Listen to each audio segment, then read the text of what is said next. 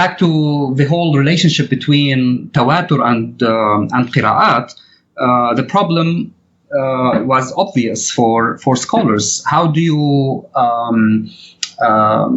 how do you bring together the notion that the Quran is mutawatir? Fine, this Quran which he wrote between the two covers is mutawatir. There are no additions, there are no omissions to it. Most Muslims agree to that, except for a few opinions here and there. But let's say the majority of Muslims agree that there are no additions or omissions to the text of the Quran. But then the next step is, how do you read it and how do you perform it? Okay, are those ways of different styles and recitations also mutawatirah, also known to everyone?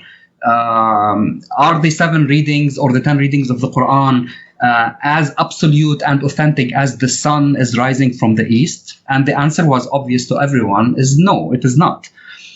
Because again, we go back to early sources and we see that Muslim scholars rejected many of those readings and they did not consider them to be of any divine origin. Okay, and when someone like, let's say, Ahmad bin Hanbal, who would say, well, I hate or I despise the reading of Hamza Zayyat, who's one of the 7 canonical readers, or one muhaddith, let's see, who would tell you, if you pray behind Hamza, then you have to repeat the prayer, which means that this reading or this style of recitation is bid'ah, is an innovation for them back then in the 300s. Okay, and the late 200s, and this is what the problem is. The problem is, are these canonical? Are these what now we call them canonical readings or qira'at? Were they mutawatirah?